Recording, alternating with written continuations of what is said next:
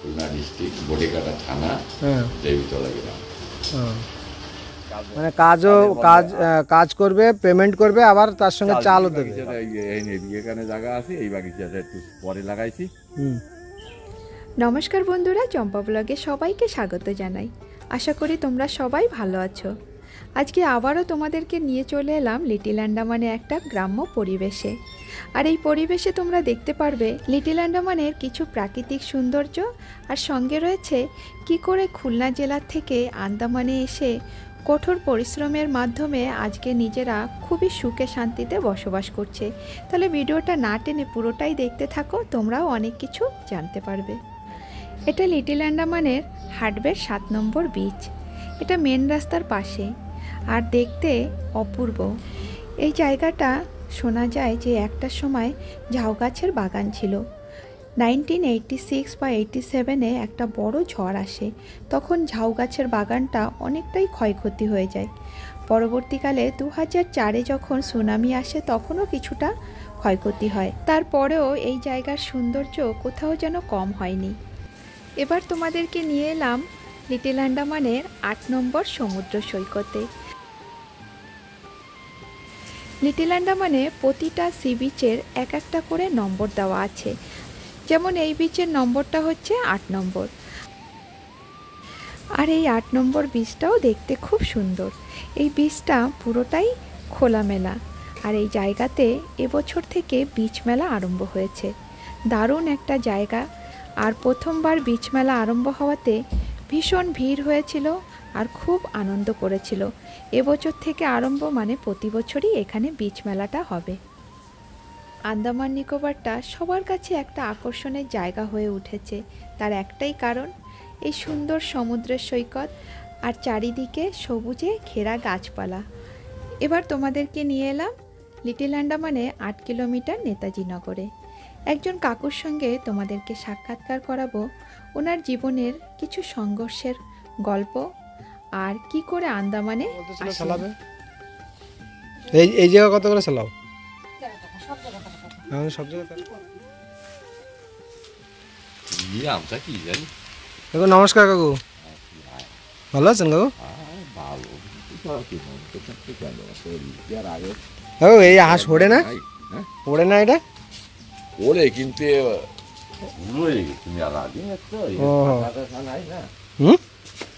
মদ্দা আছে তো, মায়া আছে, মদ্দা মারা গেছে।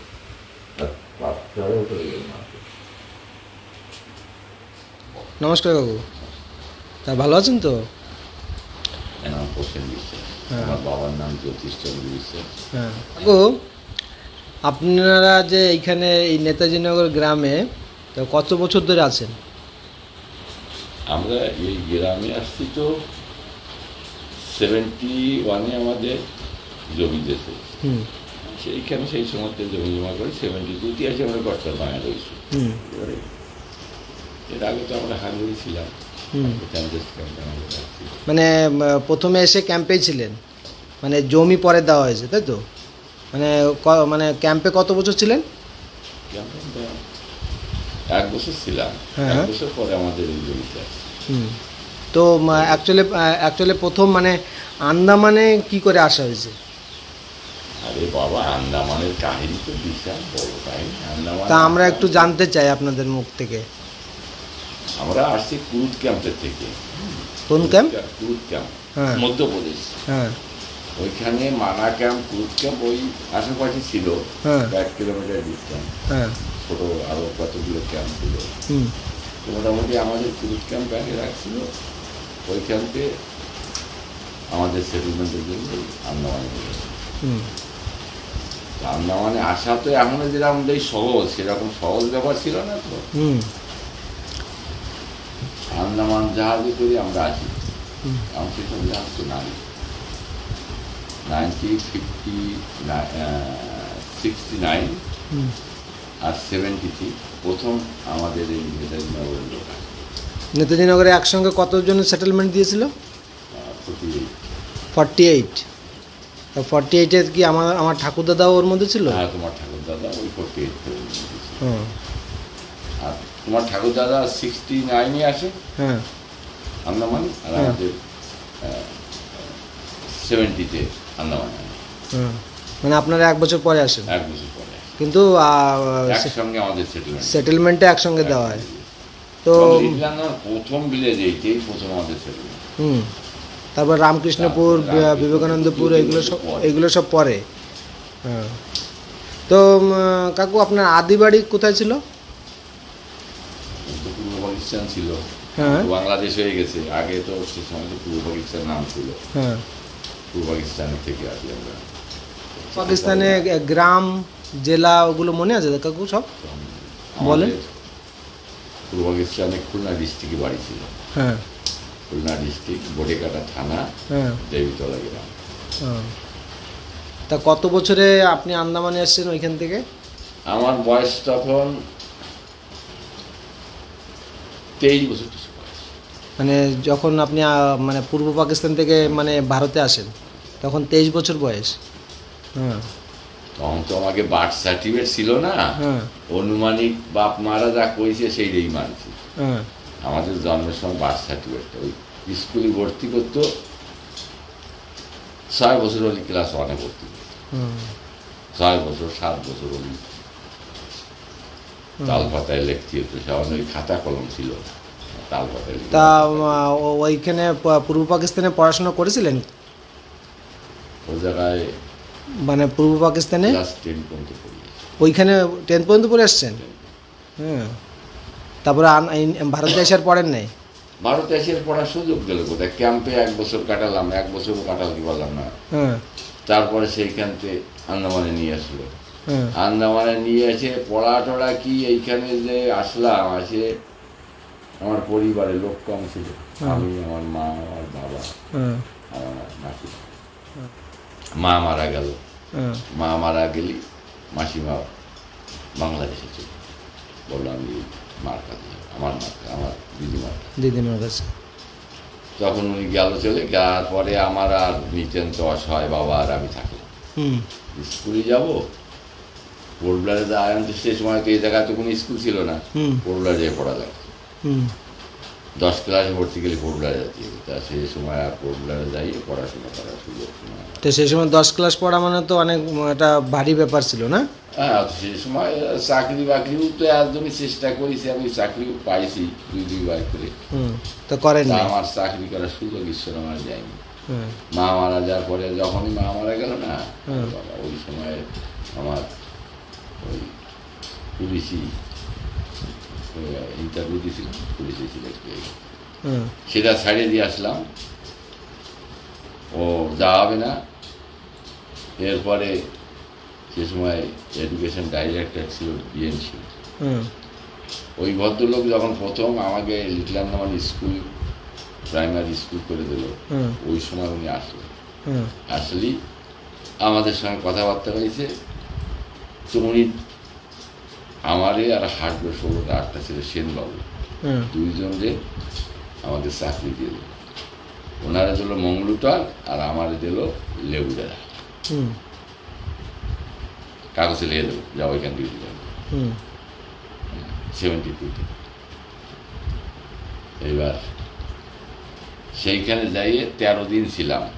তো ওই জোকের কামড় পরিস্থিতি দেখে টেকে না আমি পলায় চলে আসি, লেবুতলা রেডিতে আসি, বোটে উঠে পড়ে চলে। আর যাইনি। মানে সেই সময় পরিস্থিতি খুবই খারাপ ছিল।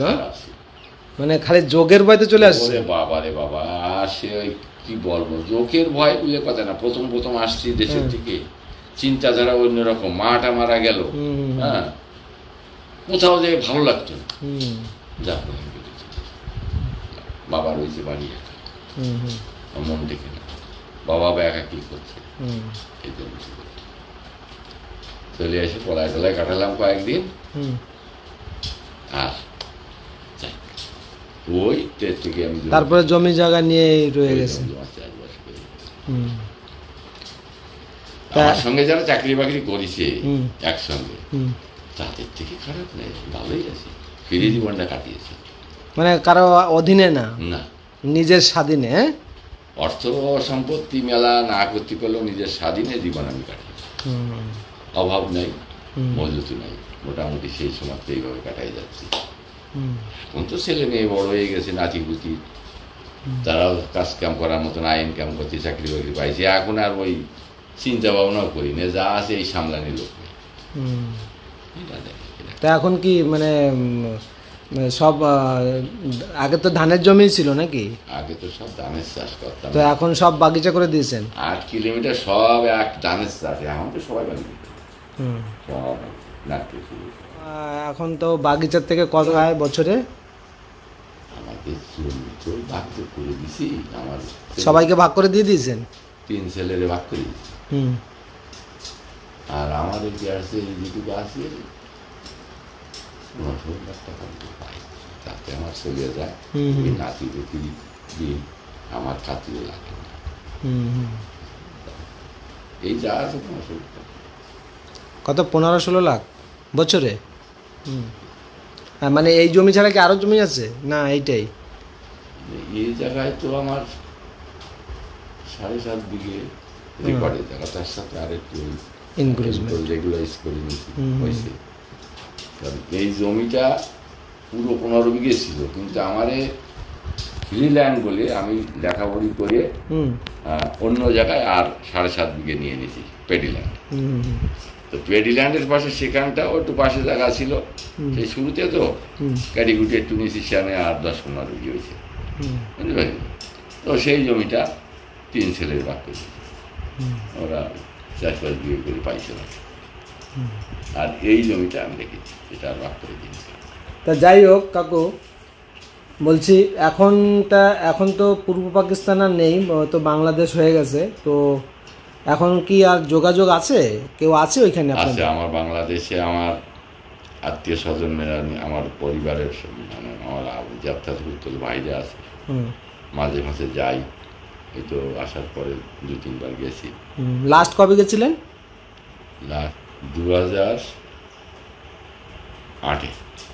2008-এ লাস্ট গিয়েছেন, তারপর আর যাননি? তো মানে তবুও তো অনেকটাই মানে ওই দেখে আসছেন, তারপরে তো অনেকটা চেঞ্জ হয়েছে না? এখন তো শুনি যা তাতে অনেক চেঞ্জ হয়ে গেছে। আর আমি প্রথম যা ছেড়ে আর দেখে আসছি বাংলাদেশ পাকিস্তান থেকে, পরে কয়েকবার যাই। এখন 2008-এ যে গেছি, দেশে অনেক পরিবর্তন, অনেক রাস্তাঘাট, মানুষের চলাফেরা, ঘর বাড়ি, সব অনেক রকম মানে চেঞ্জ হয়ে গেছে। তা ওইখানে যে আত্মীয় স্বজনরা আছে, ওনারা কেউ আপনার এখানে আসেনি? বেড়াই গেছে, বেড়াতে আসছে 2 বার করে এসছে। আমার ভগ্নিপতি জামাই আসছে, পাগনিরা আসছে, তারপরে আমার ভাইপোরা আসছে। তা ওনারা এসে দেখে কি বলে যে না ঠিকই আছে? আন্দামানের আমাদের পরিস্থিতি দেখে তারা তো খুব খুশি। কেন কিনা আগে যখন এক সময় কাকু আন্দামানকে কালাপানি নামে জানতো না? দেখো বাবা, কালাপানি জানতো আগে লোকে যারা আন্দামানে আসেনি, তাদের চিন্তাধারার সঙ্গে এখন যে আন্দামান সেটা চিন্তাধারা করতে পারবে না। অনেকটা বদলে গেছে, সবকিছু যেমন বদলেছে, আন্দামানও কিন্তু অনেক বদলেছে মানে চিন্তা করতে পারবে না। তারা যখন আসে আন্দামান ঘুরতে, ইন্ডিয়াতে মুখ্যভূমির থেকে আত্মীয় স্বজনরা আসে, বা অন্য যারা অনেক লোক ঘুরতে আসে, তারা দেখে বলে একে কালাপানি বলে। মানে আশ্চর্য, মানুষ এখানকার জীবনযাপন যে কত সুন্দরভাবে আসে, মানুষ একতাবদ্ধ হয়ে, যোগাযোগ, কোনো চুরি নাই, ডাকাতি নাই, কারোর সঙ্গে মারামারি নাই, হিংসা নাই, দেখাই যায় না। ছিনতাই, বড় বাড়ি, কাটাকাটি, খুনোখুনি বলে কোনো জিনিসই নেই। আমাদের রাস্তাঘাটে জিনিস পড়ে থাকলে কাঠটা পড়েছে রাখিয়ে যায়, কেউ সন্ধান করতে আসলি ওই দেখো অমুকখানে রাখা আছে, পাইছি। এখনো পর্যন্ত ওই সমস্যা। সেদিক থেকে আর তারা চিন্তা করে যা বলে, যাতে আমরা তো মোটামুটি মনে করি যে আমরা সর্বজন আছি। আর আমরাও তো যেয়ে দেখি মুখ্যভূমিতে, বাংলাদেশে গেলাম, ইন্ডিয়ার তো বহু জায়গায় ঘুরেছি। তো মানুষের আপনত্ব বলে কোনো জিনিসই নাই তো ওখানে। তারা যেন কেমন অচেনা মানুষের সঙ্গে কথাই বলতে চায় না, তারা পরিচয় না, এমনি আত্মীয় স্বজন যাদের, তাদের কথা। নানান জায়গার লোক নানান জায়গায় থাকে, ঠিক আছে, কার মনে কি আছে, মানে সবাই তো সমান না, সবাই তো সরল না। এখন ফট করে কারোর সঙ্গে দোস্তি করা এই জিনিসটা হয় না, এই জন্য বলতে চায় না কথা। বাবা এরকম ঘটনা তো ঠিক আছে, মিথ্যা জুয়াচুরি দিয়ে মানুষকে আমরা প্রথম এই যে উত্তরাখণ্ড গেছি, উত্তরাখণ্ড যে এক ধোকাধাড়িতে পড়ে গেল, ভালো ব্যবহার বুঝবো কি করে, তা প্রায় 700-700 টাকা চলে গেল। মাল জিনিস আনিয়ে দেবে, সে কোথাকার মানুষ, আর তার সামনে আর তার ফোন নাম্বার ফোন করলে ফোনই উঠে না, আর আসলো না। কিন্তু অনেকে জানে না যে আন্দামান আছে বলে। এটা বললাম না, যারা না দেখিছে চিন্তা না করিছে তারা খুঁজে পাবেন এর সন্ধান। সেই আমি প্রথম ফোন করছি পাকিস্তান, বাংলাদেশে, তো পোর্টব্লেয়ার থেকে আমি ডিগলিপুর যাবো। তোমার পোর্টব্লেয়ার থেকে ডিগলিপুর কি করে যাওয়া হয়, মানে বাস রুট হয়েছে, বাস রুটে যাবো। তো বললাম, জিজ্ঞাসা করছে বাস রুটে তোমার কয়দিন লাগবে? আমি একদিনে পৌঁছে যাবো, একদিনে। কয় জায়গায় নামা লাগবে? দেখো একটা জায়গা আছে, সেখান থেকে ফেরি বোটে পার হয়ে যেতে, বাস ফেরি বোটে উঠে করে নিয়ে যাবে, আর ডাইরেক্ট ডিগ্রি পৌঁছে। তো কত কিলোমিটার হবে? দেখো প্রায় 400 কিলোমিটারের মতন রাস্তা।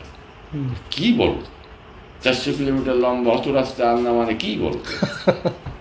আমরা না এটা তো শুধু একটা জায়গার থেকে একটা জায়গায় যাইতে জয়েন্ট করা। হ্যাঁ জয়েন্ট করা, তুমি কি মনে কর, বাস রুট একদম 400 কিলোমিটারের মতন প্রায় লাগবে পোর্টব্লেয়ার থেকে ডিগলিপুর। তো এটা তো তোমাদের কাছে বা চিন্তা করতে পারো, কিন্তু না, অ্যাকচুয়ালি এখানে আসে আমাদের বাস রুট এত লম্বা, আমরা এইখান থেকে পৌঁছে যাই। বড় দেশ, মানে বড় দেশ টেশ কি, যে আমার খুলনা ডিস্ট্রিক্ট যত বড় ছিল না, তার থেকে অনেক এই আমরা যে জায়গায় আছি। এ তো শুধুমাত্র পোর্টব্লেয়ার থেকে ডিগলিপুর এইটুক, আর তো নিকোবর, লিটল আন্দামান এইসব তো বাদই রয়েছে না। না আমি বললাম আমরা যেখানে আছি, তো আমার খুলনা ডিস্ট্রিক্ট যতটা এরিয়া, এর থেকে মনে বড়। আমি বললাম আমাদের আইল্যান্ডটা 40 কিলোমিটার, 40 কিলোমিটার আর 40 কিলোমিটার মতন আড়ে চাওড়ায় আমাদের। 40 কিলোমিটার, 40 কিলোমিটার কেন, কি হয়েছে 40 কিলোমিটার? তুমি জানো 40 কিলোমিটার মানে কত মাইল?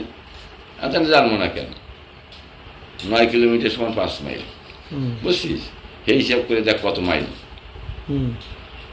আমার বাড়িতে তো মোংলা 20 মাইল, সেটা একবেলা লাগে। আমি থেকে একবেলা লাগলে কি, ওর থেকে চওড়া বেশি আমাকে, লিটল আন্দামান লম্বায় চওড়া। আমরা তো মাথা যাইতে হয়নি, খুব বড় আইল্যান্ড, সেটেলমেন্ট কম হয়েছে, আইল্যান্ড জঙ্গলের করা সেটেলমেন্ট। অ্যাকচুয়ালি তো লিটল আন্দামানটা তো খালি কোস্টাল সাইড দিয়েই মানে হ্যাবিটেশন দেওয়া, মানে এখনো তো ভিতরের দিকে তো। ভিতরের দিকে কোথায়, 100 ভাগের 10 ভাগ জায়গায় সেটেলমেন্ট না, 99 ভাগ জঙ্গল রয়েছে, পড়ে রয়েছে, অরণ্য জঙ্গল। সেখানে তো কোনো লোকজনও যায় না। তো সেই হিসেবে আন্দামানের রেকর্ড,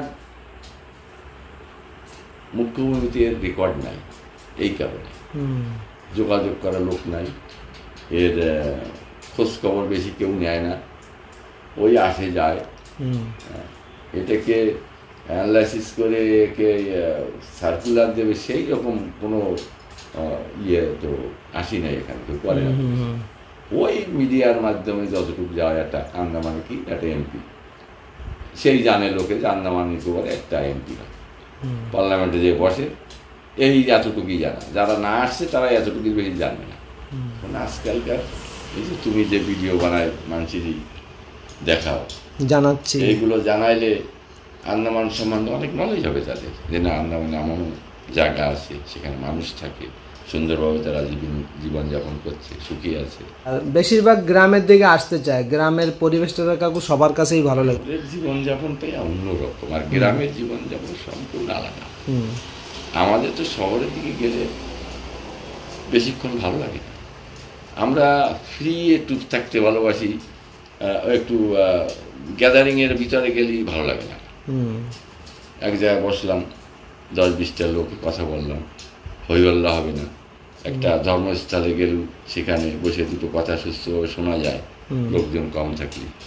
ওখানে তো সেই জিনিসটা কম নাই। মুখ্যমন্ত্রী তো সবাই তো বিজি লাইফ না, ওইখানে কারোর সঙ্গে কোনো কথা বলার সময় নাই, মানে যতটুক ততটুকুই, এক্সট্রা কোনো কথা। আমাদের পশ্চিমবঙ্গ বিশাল গ্যাদারিং, বিশাল গ্যাদারিং। ওখানে তো আমার তো একটু মন থেকে সেই তুলনায় আমরা শান্তিতে আছি না, অনেক শান্তিতে। সেটা তুলনা করে আমরা বলি সেটা খারাপ শোনা যাবে। ওইখান থেকে যারা আছেন তারা দেখে উপলব্ধি করে যে না, আপনারা ভালো আছেন, জীবনে আপনারা ফ্রি কাটাইছেন। কারণ এখানে তো কোনো জিনিসের সমস্যা নাই, এডুকেশন থেকে, মেডিকেল থেকে, তোমার এগ্রিকালচার, মানে আমাদের স্থানীয় যে মুদ্রা, রাস্তাঘাট, জল, বিজলি, তারপরে তোমার এই যেটা মুখ্যভূমিতে নাই এইভাবে আমরা যে হারে ফ্যাসিলিটি পাচ্ছি, কোনো সমস্যা নেই এখানে। মুখ্যভূমির অনেক জায়গা আছে সেখানে তারা ইন্টারনেট সম্বন্ধে কোনো নলেজ নেই, কারেন্ট নেই। আর এই আন্দামানের এই আমরা মুহূর্তের ভিতরে ভারতবর্ষের বা পৃথিবীর যে কোনো দেশের সঙ্গে আমরা কি হচ্ছে না আসছে যোগাযোগ করতে পারছি। ঘরে ঘরে টিভি। তুমি চিন্তা করো, মুখ্যভূমি তো অনেক গ্রাম গায়ের ভিতরে এই সমস্ত যোগাযোগ নাই তো, এটা শহরের দিকে আসে। এখানে সেই হিসেবে তারা যখন আসে ছোট্ট কুড়িয়ে ঘরে যেও দেখে না এরা সুখে শান্তিতে আছে। তো সে তুলনা করে ওরা বলে না আপনারা খুব ভালো আছেন।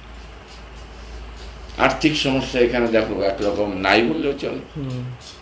সবার বাড়িতেই তো বাগিচা, মানে যে রোজগার করে দৈনিক মজদুরি করে খায় সেও সুখী আছে, কাজের সমস্যা নেই, অভাব নাই, দৈনিক কাজ করে। কাকু আমার কাছে অনেকে বলে যে আন্দামানে গেলে কি কাজের সন্ধান হবে, তাদের জন্য কি বলতে চান?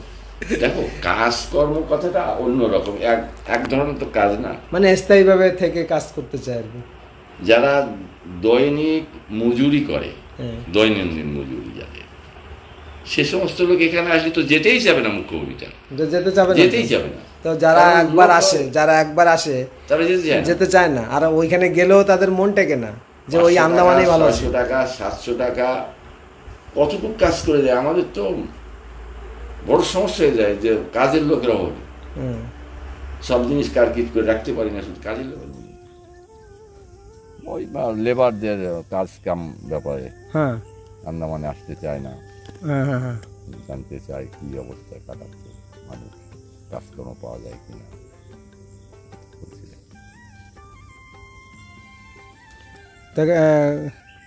কাকু পুকুরও তো রয়েছে, পুকুরে মাছ আছে কাকু?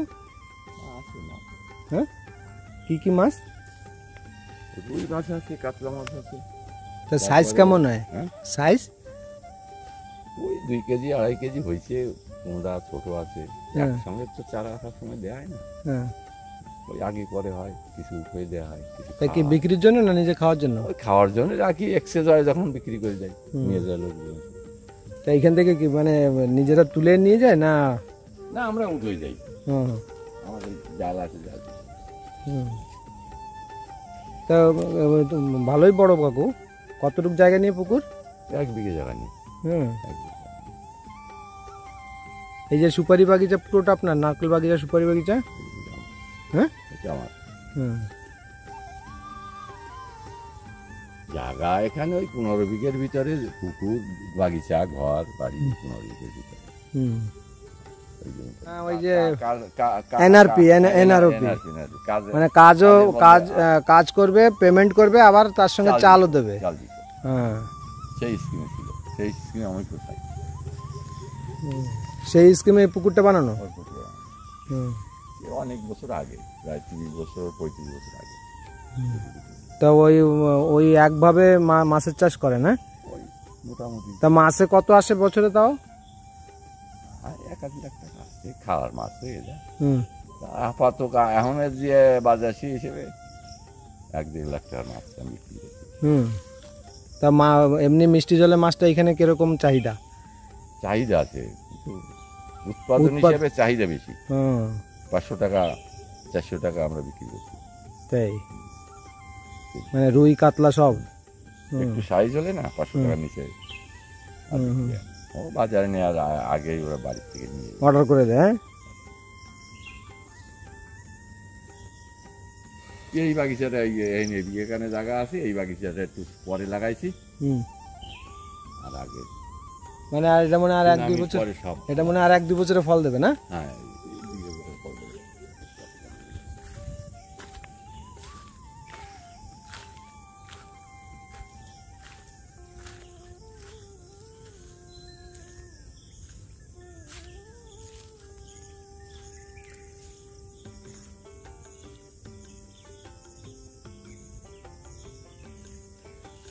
পাশাপাশি দুটো পুকুর একটা। তো আপনার সঙ্গে কথা বলে অনেক ভালো লাগলো, অনেক অনেক ধন্যবাদ আপনাকে। নমস্কার, ভালো থাকবেন। তুমিও ভালো থেকো বাবা। হ্যাঁ, আজকে আমার ব্লগের মাধ্যমে তোমাদের কিছু বলতে চাই। অনেকে আছো যাদের কাজের খুব প্রয়োজন, আন্দামানে আসতে চাও, কাজ করতে চাও। আন্দামানের কাজের রেটটা যেমন বেশি, জিনিসপত্রের রেটটাও অনেকটাই বেশি। ওয়েস্ট বেঙ্গল থেকে প্রচুর লোকজন আন্দামানে কাজ করছেন। ওনারা পরিবারসহ আন্দামানে আসেন, 7-8 বছর একটানা কাজ করে নিজের জায়গায় পয়সা রোজগার করে চলে যান। এইভাবে যদি কেউ আসতে পারে তাহলেই আন্দামানে আসলে লাভ আছে। তাহলে বন্ধুরা, ভিডিওটা এখানেই শেষ করছি। তোমরা সকলে ভালো থাকবে, সুস্থ থাকবে। তোমাদেরকে অসংখ্য ধন্যবাদ।